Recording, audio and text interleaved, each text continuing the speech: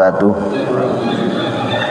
Lillahi ta'ala al-Fatihah. A'udzu billahi minasyaitonir rajim. Bismillahirrahmanirrahim. Alhamdulillahi rabbil alamin arrahmanir rahim maliki yaumiddin. Iyyaka na'budu wa iyyaka nasta'in. Ihdinas siratal mustaqim, siratal ladzina an'amta 'alaihim ghairil maghdubi 'alaihim waladdallin. Ila hadratil walidin.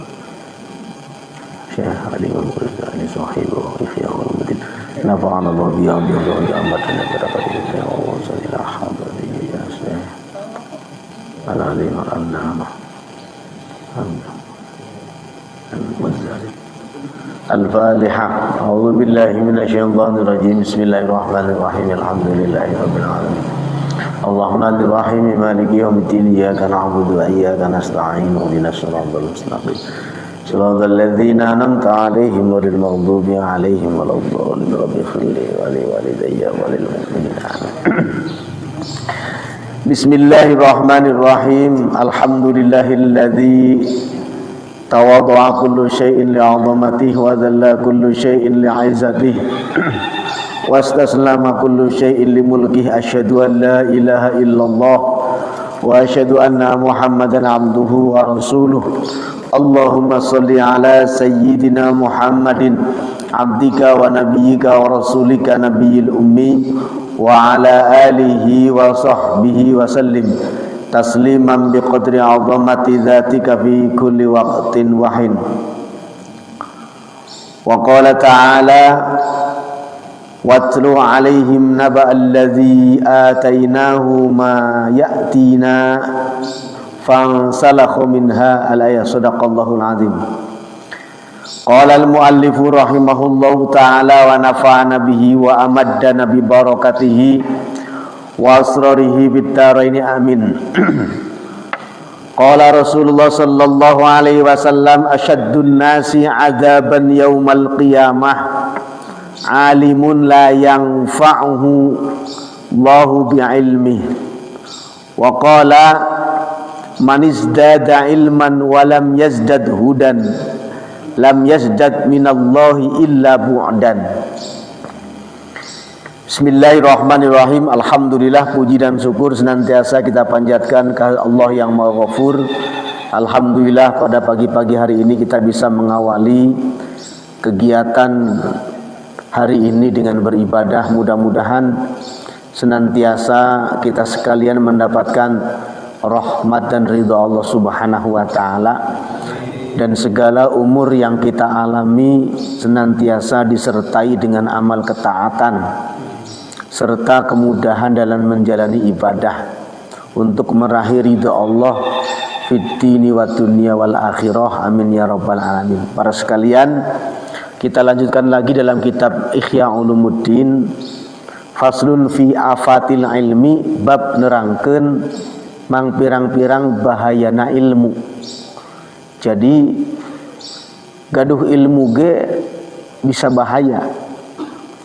Komodei anu henteu gaduh ilmu. Tah ieu berarti di antawis mafhum mukhalafahna nya.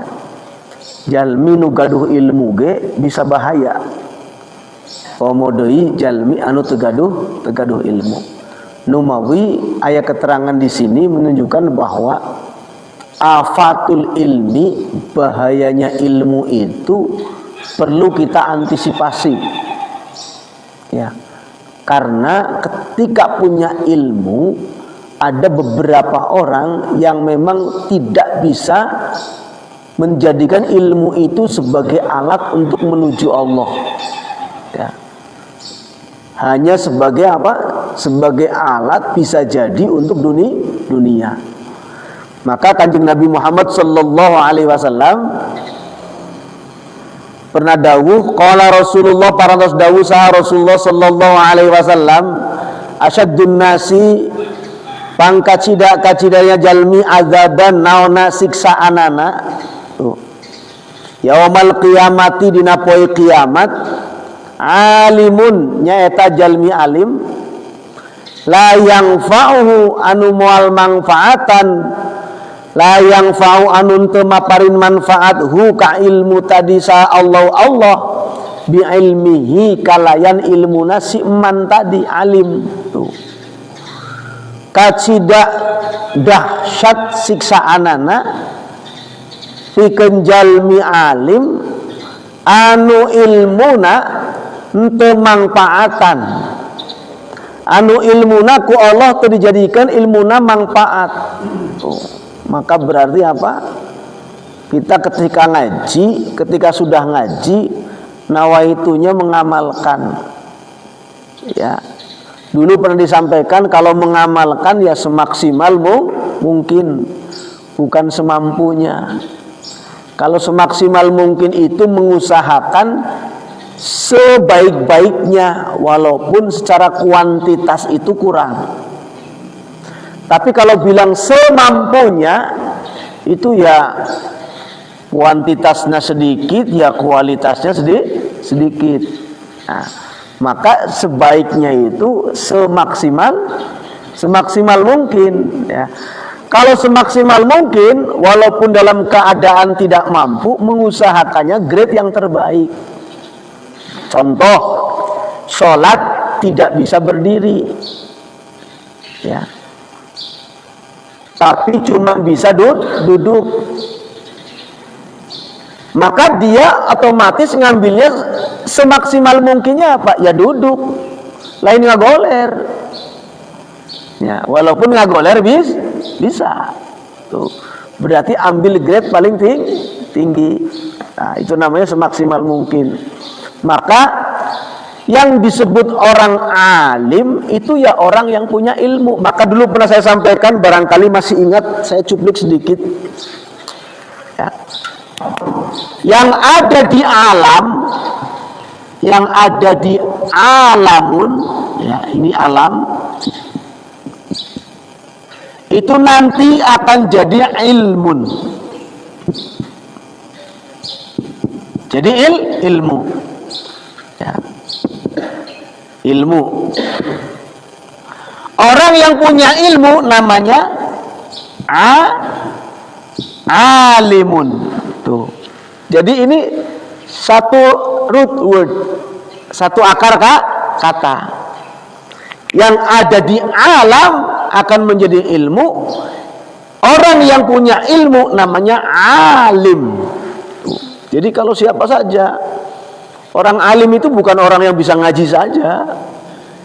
Yang bisa belajar matematika jago itu alim. Alim dalam bidang matematik, ya. Orang tahu kimia, ilmu kimia dengan segala macam variannya, maka dia itu alim. Tapi alim dalam bidang kimia. Orang itu ngerti seluk-beluknya bangunan, arsitek, konstruksi bangunan. Oh, ternyata dia itu insinyur. Ternyata dia alim dalam bidang konstruksi, ya.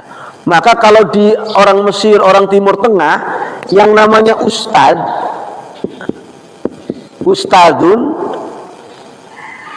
itu ya guru apa saja dipanggilnya ustad. Karena pengertian ustad itu artinya guru. Guru matematika ya ustad, ya. Guru biologi ya ustad. Ya, maka, nah, ketika sudah konsekuensi apa yang di alam menjadi ilmu, yang ilmu menjadi orang alim, maka di sini akan muncul begini. Tujuan ilmu adalah amal. Tuh. Tujuan amal adalah ikhlas. Itu. Tujuan ikhlas itu lillah. Udah itu. Maka ketika kita sudah punya ilmu, amal, setelah beramal ikhlas, ya. Harusnya ikhlas. Maka para sekalian, ini penting, ya. Jadi ada orang alim yang disiksa karena apa? Dia tidak memanfaatkan ilmunya, begitu. Baik pengamalan untuk diri pribadi, komodei kabatur untuk orang lain, ya. Maka sebenarnya tidak tenang-tenang, ya. Tidak tenang-tenang ketika kita sudah mengaji, ngerti tentang teoritisnya wudhu, maka kita amalkan ketika praktek wudhu, ya. Karena apa? Ya otomatis beda orang yang pengetahuannya dengan ngaji dengan orang yang pengetahuannya tidak dengan ngaji, itu beda. Yang otodidak dengan yang berguru itu beda. Ya, makanya di kalangan ulama ahli ilmu, kenapa yang namanya ngaji syariat itu harus berguru, supaya secara pengamalan itu keotentifikasiannya itu terjaga. Ya. Lalu ada pertanyaan begini, Pak Ustadz, ada yang punya slogan kembali kepada Al-Quran dan As-Sunnah. Ya. Lalu saya jawab begini, bagus, punya slogan begitu. Tapi Pak Ustadz, ternyata dalam memahami Al-Qurannya dan hadisnya itu menurut ro'yunya sendiri. Loh, maksudnya gimana? Karena dia itu cuman mendalami Quran hadis cukup dengan terjemahnya sendiri. Loh, kalau begitu nggak bisa. Karena apa? Dalam memahami Quran hadis perlu adanya tafsir. Ya. Lalu ditanya lagi, tapi Pak Ustadz katanya dia memahami pakainya metodenya manhaj salaf. Nah, saya tanya lagi, salafnya salaf siapa? Oh, ternyata gurunya itu mentok, bukan ke ulama salaf. Ibnu Taimiyah, ya, Imam Ibnu Qayyim Al-Jauzi, Syekh Shalih Utsaimin, kemudian Bin Baz, kemudian Al-Albani, itu bukan ulama salaf. Itu ulama kholaf, jauh. Ya, sebab kalau ulama salaf itu ulama apa? Ulama 300 tahun sampai Kanjeng Nabi sana ke atas. Ya, kurun terakhirnya siapa? Imamul Mujtahid, Imam Syafi'i hidup di tahun 200-an. Wafatnya lahir di tahun 150 Hijriyah, lahirnya di area situ. Ya, wafatnya di tahun 200-an Hijriyah. Nah, itu ulama salaf. Ya. Maka yang seperti ini perlu kita pahami. Tuh. Sebab ilmu itu seperti itu, bersanad. Jadi kalau misalkan kita itu ngaji itu otodidak, nah itu sanadnya mungkote itu terputus. Ya. Ya, kalau terputus itu mau dikatakan warasatul anbiya. Coba, yang dapat warisan itu siapa? Yang masih ada hubungan nasab. Yang masih ada hubungan nasab tidak terputus secara itu kalau ilmu waris, ya. Tapi kalau kita memahami secara terminologi bahasa, ya, etimologi bahasa, kalau bahasa al-ulama warasatul anbiya, kalau waktu waris para nabi berarti apa? Mempelajari ilmunya nabi itu secara turun temurun. Bukan ilmu orang lain diambil begitu saja tanpa ada secara sah kamu saya ajarkan untuk mengajarkan ilmu. Nah, itu apalagi kalau dalam bahasa thariqah itu ijazah, ya. Bisa jadi yang lebih tinggi lagi itu namanya apa? Bai'at, ya. Jadi cuman orang sekarang kalau mendengarkan kata-kata bai'at kayaknya takut sekali, ya. Padahal bai'at itu cuman apa? Cuman diberi ijazah, berjanji untuk mengamalkan zikir, itu cuman itu saja, ya. Beda kalau bai'at ISIS itu beda. Kalau bai'at ISIS itu beda, ya. Ya.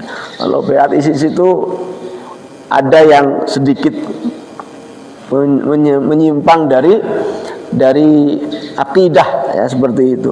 Nah, maka Rasulullah menyampaikan asyaddun nasi adzaban yaumal qiyamah alimun la yanfa'uhu Allahu bi'ilmi wa qala man isdada ilman walam yasdad hudan man arisaha jalmina eta isdada tambih sahasi iman tadi naona ilman ilmuna walam yasdad ngan tambih naona hudan petuduhna lam yasdad mangka moal nambi minallahi tina Allah illa bu'dan kajaba tebih ti Allah Subhanahu wa taala.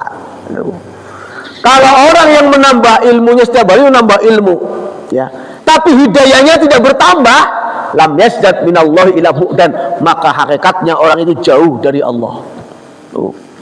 Jadi kalau semakin tambah ilmu malah semakin sombong, ya, itu berarti apa? Jauh dari hadirat Allah.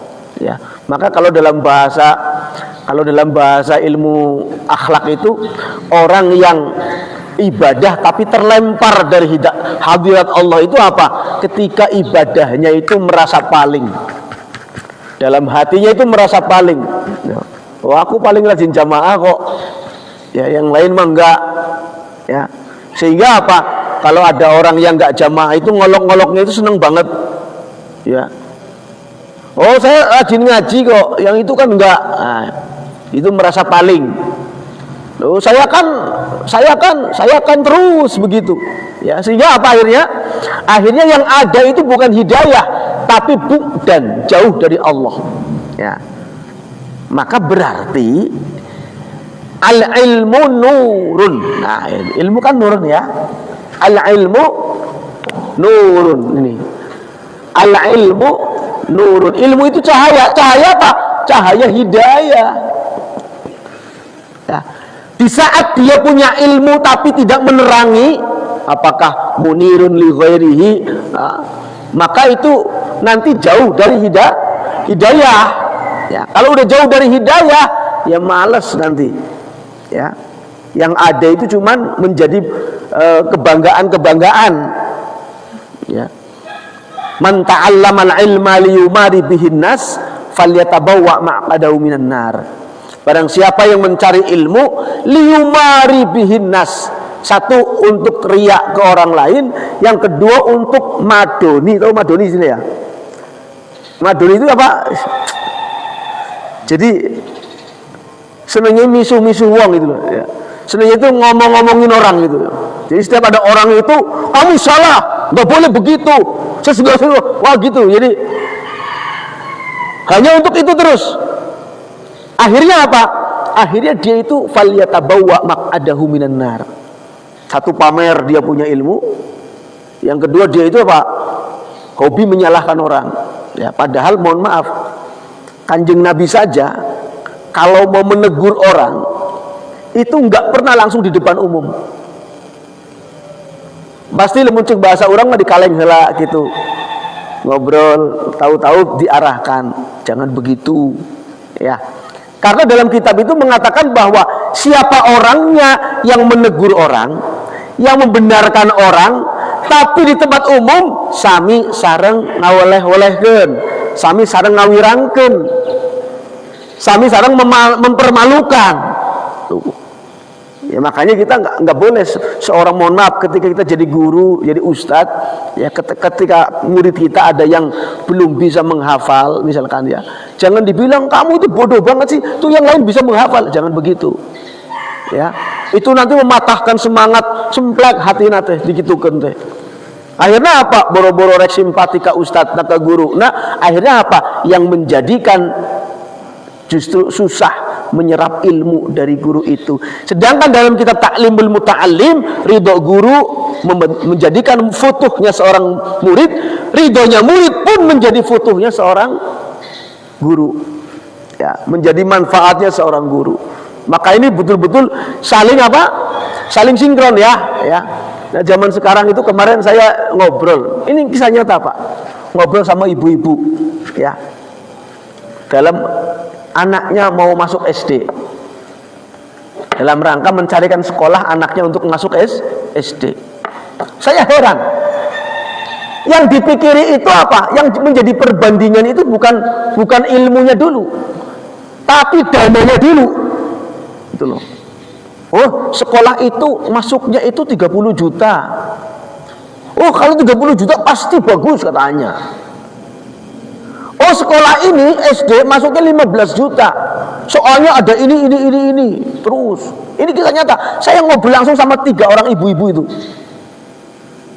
Karena apa? Minta konsultasi waktu itu. Dan saya diikutkan. Pak Ustadz, bagaimana menurut Pak Ustadz? Begitu katanya. Yang ibu yang ketiga bilangnya apa? Wah, ini lebih bagus lagi, sekota Bandung itu paling bagus katanya. Sebab bayarannya ini otomatis, harga mau bohong, cenah gitu nyebat nanti. Ya. Ternyata setelah saya setelah saya analisa dari berbagai macam sekolahnya itu, ya, pengajarannya itu ya seperti itu saja. Ya. Mohon maaf, secara keagamaan tidak lebih baik dari pesantren. Ya. Sedangkan mohon maaf, ketika saya survei para pesantren itu, ya, cukup masuk 3 juta. Masuknya cukup 3 juta itu pesantren, ya. Dapat seragam, ya. Itu lomba baca kitab, itu satu kabupaten pesantren itu terus yang menang. Ya, kalau lihat kualitas, ya. Kalau lihat kualitas. Hafalannya, alfiyahnya bagus, ininya bagus, ada yang tahfidz juga. Ya. Sementara apa? Di situ memasukkan anak tingkat basic saja sudah 30 juta. Karena apa? Yang dilihat itu hanya kuantitas. Tidak kualitas. Ya. Harusnya siapa yang mengajar dulu, pelajarannya apa dulu, kemudian sarprasnya, sarana dan prasarana itu diperhitungkan. Jangan dananya dulu, kalau mahal pasti bagus, belum tentu.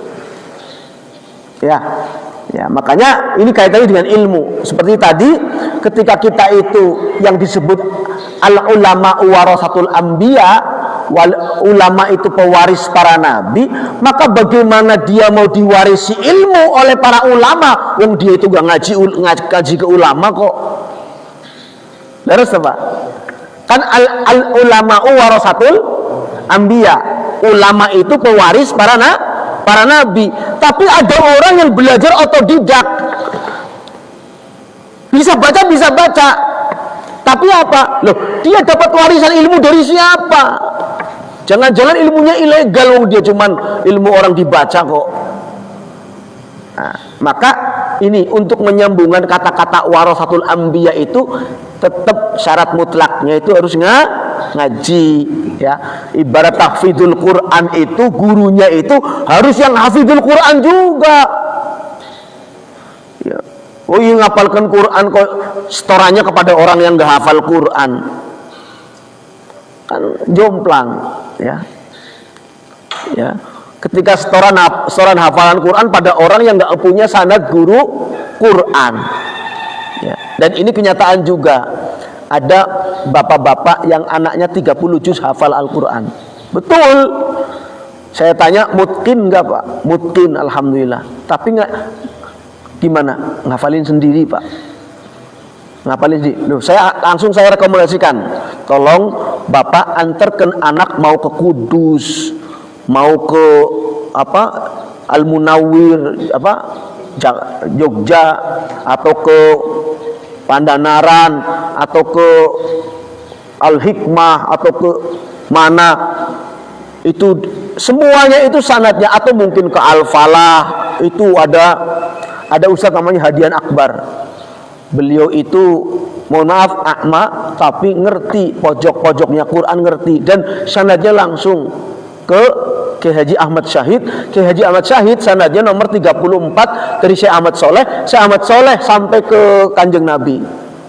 Nah, itu yang maksudnya seperti itu. Ya. Jadi apa? Betul-betul warasatul Qur'annya benar.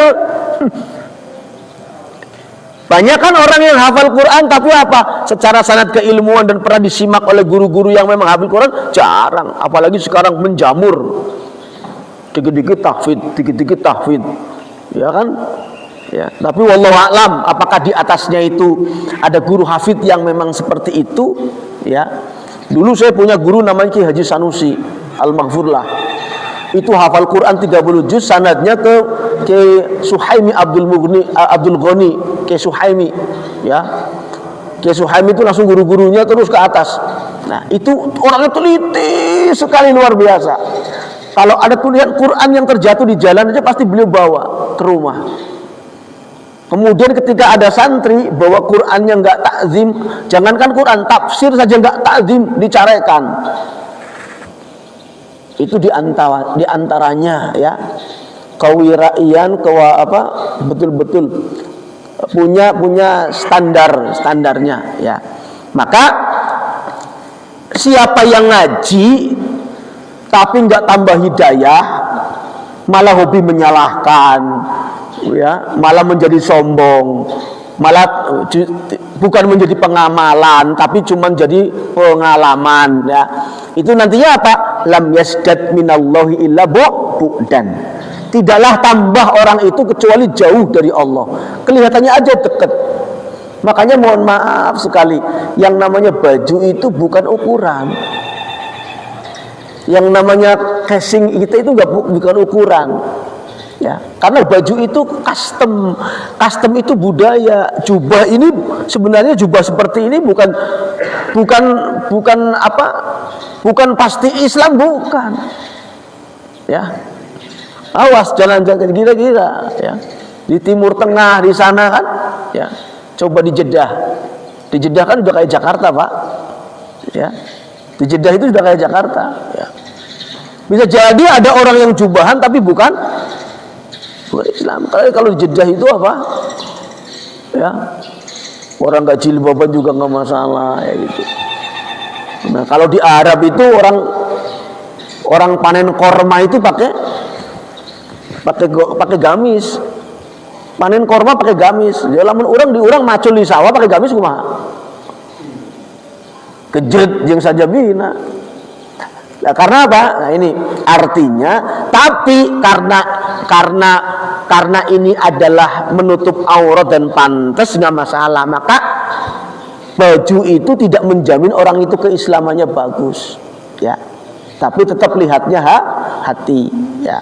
Makanya di sini pengamalannya, ya. Makanya kalau berpakaiannya terserah apa pakaian, yang penting itu mengikuti norma-norma syariat, menutup aurat ya. Kalau ibu-ibu itu seluruh auratnya itu seluruh tubuh kecuali wajah dan tangan ketika sholat kan gitu ya. Kalau bapak-bapak auratnya itu baina surrah wa rukbah, antara pusar dan tuur dengkul. Tapi piraku orang tek buka baju lelompangan kan itu tetap menggunakan baju. Nah, seperti itu. Jadi ada normanya. Wa'lam jeung uninga anjeun annal alima sanyana jalmi alim bil haudi fil ilmi, kalayan mendalami fil ilmi dina ilmu, haramas salamah fa imma halak wa imma sa'adah al abadiyah. Nah ini orang yang belajar ilmu saja itu bisa terhalang dari selamat ya. Immal halak wa imma sa'adah. Terkadang orang itu akan menjadi bahagia dengan ilmu, dan orang itu bisa menjadi menjadi celaka dengan ilmu. Immal halak wa imma sa'adah. Terkadang rusak hancur, terkadang orang itu bahagia karena ilmu. Al-abadiyati anu sifatna langgeng, berarti nanti. Makanya orang itu ada sakyun fid dunya, bahagia celaka di dunia, wasaidun fil akhirah, di akhiratnya bahagia. Ada yang saidun fid dunya, bahagia di dunia, wasakyun fil akhirah. Ada yang sakyun fid dunya, celaka di dunia, saidun fil akhirah. Ada sakyun fid dunya, wasakyun fil akhirah, celaka di dunia ya celaka di akhirat. Jadi ini kriteria orang-orang ya, pembagian orang berilmu ya. Berarti yang celaka itu tidak mesti orang bodoh. Orang berilmu pun celaka bisa. Qala al-Khalil ibn Ahmad, dawusa al-Imam Khalil ibn Ahmad, ar-rijalu ari pembagian manusia eta arbaatun aya opat ya. Orang itu terbagi menjadi 4. Kahiji rajulun yadri wa yadri annahu yadri. Pertama, laki-laki atau nabi jalmi anu ngerti berilmu dan dia tahu bahwa dia itu tahu. Ya.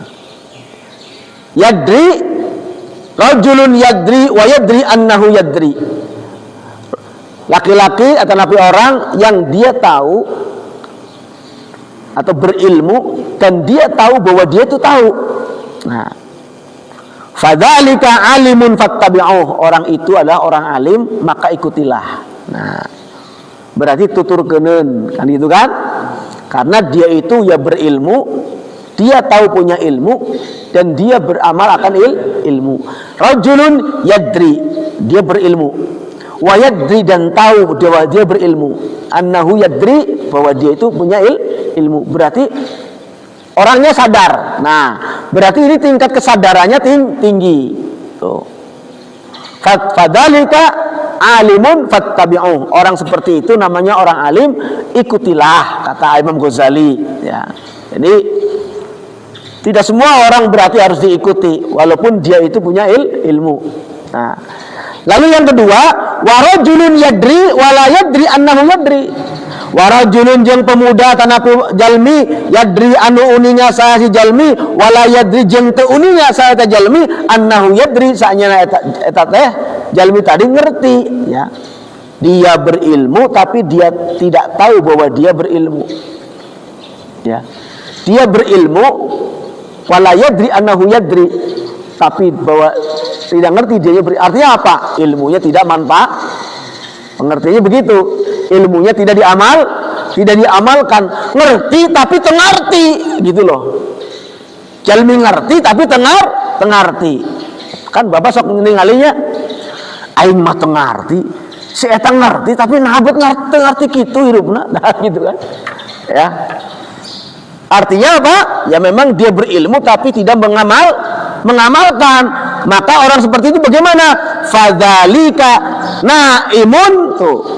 Fadzalika naimun fa'aiqudhu. Dia dianggapnya seperti orang yang tidak sadar lagi tidur. Fa'aiqudhu, maka sadarkanlah. Tuh, berarti diingatkan. Tuh. Lamun aya jalmi ngerti tapi teu sadar, tidak ngerti bahwa dia yang ngerti, maka ingatkanlah. Tapi cuman tadi secara teoritis. Lamun mengingatkan orang itu jangan di depan umum. Kalau membenarkan orang itu jangan di depan umum.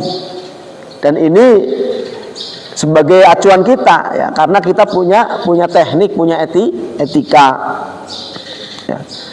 Anuka satrasna warajulun la yadri wa yadri annahu la yadri. Jalmi tengarti jeung sadar bahwa dirinya enggak ngerti. Ya. Warajulun la yadri wa yadri annahu la yadri. Oh iya, aku enggak punya ilmu. Ya. Dan aku memang ngerti, aku enggak punya ilmu. Nah, maka orang seperti itu bagaimana? Fadzalika jahilu apa? Fadzalika mustarsyidun fa'allimu. Nah, orang seperti itu ajarkeun. Ya, diajarin, ditunjukkan, ya. Karena dia ngomong, "Duh, abdi teu bisa baca Quran. Memang aku nggak ngerti baca Quran dan aku pengen belajar." Maka apa? Fastarshiduhu, maka tunjukkan dia, allimuhu, ajarkan. Ya. Saya pernah, Pak. Ya. Tiba-tiba nelpon ke saya orang. Ini pengalaman saja ya. Karena saya senangnya kalau cerita yang saya alami saja. Ya. Tiba-tiba orang itu nelpon. Pak Ustadz, ingat keneh ka abdi. Aduh, hilap deui dan di HP aja taya nomorna, taya tulisanana karena HP saya pernah ganti kan, ya. Pak Ustadz, ingat keneh abdi. Aduh, mohon dari Swanten mah rada-rada familiar tapi hilap deui sahanya abdi kieu gitu nyebatkeun. Bade ka bumi mangga diantos pisan. Nah, tamu bade ka bumi dari antos pisan. Ya, ngomong terus apal, suara apal, jalminan keningal wajahna tasan apal gitu. Begitu datang, oh Pak Doktor, beliau doktor, datang ke rumah saya, ya, seorang S3 datang ke S2, ya. Tapi apa? Ngadehes ke saya teh, Pak Ustadz, Punten abdi mata apal pisan kanu bab ieu ya. Tolong ajarin saya. Kan bingung saya karena ternyata orang itu deket, teman cuman saya lupa ya, saya heureun we hari maneh dokter mah belajar ke S2 cek saya gitu kan ya. Ini maksudnya apa? Saya lagi cerita apa? Rajulun la yadri annahu la yadri. Rajulun la yadri wa yadri annahu la yadri. Dalam hal ilmu itu ya, dia ngerti, saya nggak ngerti tentang ituan dan aku merasa nggak bisa, makanya aku pengen belajar sama kamu, bilangnya begitu. Akhirnya kita selama beberapa bulan selalu datang ke rumah saya pada maghrib sampai beres karena isyakeun, terus belajar apa Pak? Belajar ilmu alat belajar nahwu sorob di rumah duaan. Yang naon orang rek ieu rek belajar deui da era cenah gitu. Jadi rajulun la yadri wa yadri annahu la yadri, maka dia alimu, ajarkan ya, karena dia sadar dia tidak tahu, dia tahu bahwa dia tidak tahu, maka pengen belajar, maka disitulah ada kewajiban kita untuk ngaji, memberikan pelajaran. Komo lamun mesti diminta kitu mah ya, lamun sudah diminta. Makanya mohon maaf Pak, di mana saja saya mengamalkan ilmu, jujur saya tidak pernah, terutama agama ya, ilmu syariat yang saya dapatkan pesantren, saya nggak pernah suguhante minta ngasong-ngasongkan maneh ka masjid. Pak, tolong dong saya jadikan khotib. Pak, tolong dong saya jadikan pengajar. Alhamdulillah tidak. Semuanya orang datang, orang nelpon, Pak Ustadz tolong isi di sana. Kalau sudah begitu saya mau. Ya. Karena dulu waktu saya mau jadi alumni pesantren, itu Pak Kiai saya sambil mengalungkan sorban bilang begini, Wan, amalkan ilmu maneh ya. Lamun maneh diundang pengajian, maneh sehat jag-jag, angkat, tong mikirna naon. Bari ngalungkeun sorban, harita teh. Masih ingat saya. Tuh. Karena apa? Dulu saya itu izin berapa kali pulang pesantren tidak diizinkan. Suruh ngabdi we tuluy gitu. Ajarkeun tam jurumiyah adik-adik kelasmu. Ya, begitu izin lagi, Pak Kiai abdi bade tos beres sadayana bade euih ya. Ulah Kak, ajar heula barudak. Aduh, ya, sampai akhirnya 9 tahun di pesantren, sebenarnya wajibna mah cuma 6 tahun. 6 tahun. Karena 3 tahunnya itu pengabdian, disuruh kiai rek balik temenang wae. Gitu, suruh ngajar deui ya. Akhirnya seperti itu. Dan nasihatnya masih ingat saya, ilmu agama bukan komersil Wan, bilangnya begitu. Tapi kamu ngajar, kalau ada yang minta ngajar, tong pikir panjang ya, sepanjang kamu jag-jag sehat itu. Makanya alhamdulillah mereka mana-mana, bahkan sampai ke di Al-Jabar gitu teuing kumaha abdi tiba-tiba ada namanya Muhammad Ikhwan Nasori SSMPD, dipanggil suruh dilantik sama Ridwan Kamil, ngagebeg saya, Pak Camat ieu terang ti saha cik saya teh aya kieu geus berangkat mana geus diangkat dari itu jadi pengurus Al-Jabar da teu apal sugande daftar ya. Batur mah mohon maaf sidik-sidik aya nu ngadaftar ya, ayo abdi hoyong gitu. Nah ini maksudnya kenapa saya ceritakan pengalaman ini, karena memang begitu, ada orang yang tahu dirinya tidak tahu dan memang dia pengen belajar ya, maka ketika diminta orang seperti itu untuk mengajarkan, laksanakan ya. Dan malah ketika saya pernah disuruh ngajar, ditanya begini ya, Wan, ngajar ke saya ya gitu ya, hoyong honor berapa gitu. Malah saya nggak ngerespon, saya jujur saya nggak ngerespon kalau sudah begitu ya, karena alhamdulillah bersyukurnya sudah punya pekerjaan. Betul kata Mbah Maimun, makanya mohon maaf ya, makanya kiai ustadz harus punya pekerjaan. Mbah Maimun itu mengajarkan santrinya begitu. Pokoknya murid saya, kata Mbah Maimun pun guru, pokoknya kalau kamu mau jadi pengusaha sekalian, mau jadi kiai yang punya usaha, ya, sehingga nanti dalam bergerak beramalnya, fa insya Allah, ya, akan didukung dengan niat yang baik. Maka tadi ini ya, yadri annahu la yadri, dan bersyukur bukan berarti sombong, bukan. Wah, mana mau nggak jadi gitu ya, enggak, bukan, karena memang harus usahanya begitu, ya. Biar apa? Biar pengamalannya kuat, nawaitunya lillah, ya, diusahakan, karena segalanya perlu usaha. Yang terakhir, warajulun la yadri wa la yadri annahu la yadri, ya. Pemuda atau seseorang, dia itu tidak mengetahui, tidak berilmu, wala yadri annahu la yadri, dan tidak tahu bahwa dianya tidak berilmu, ya.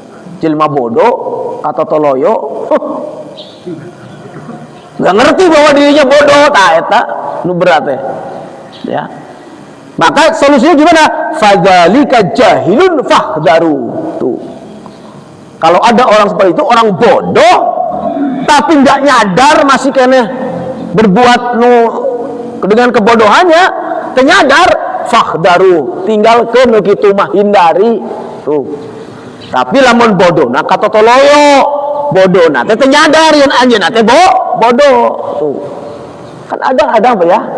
Orang yang nggak ngerti, tidak berilmu, tapi dia nggak tahu bahwa dia nggak berilmu, maju, tuluy, gitu.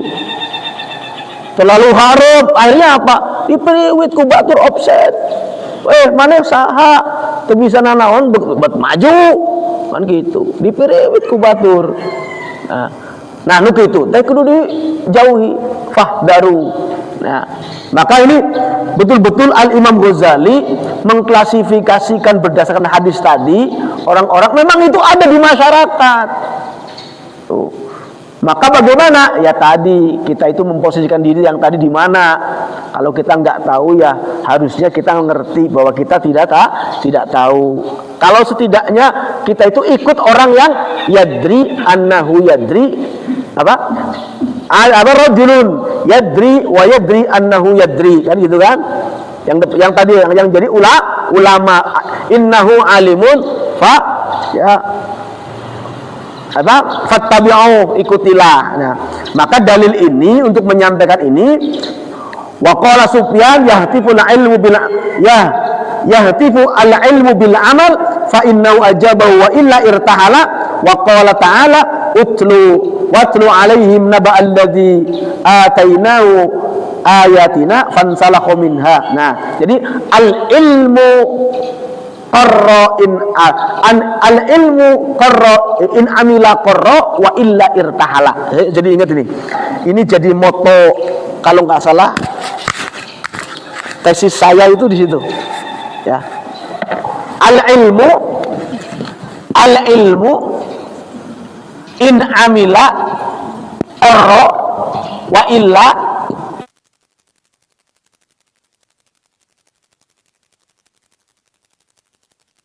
akan langgeng dalam hati, bahkan bisa tambah.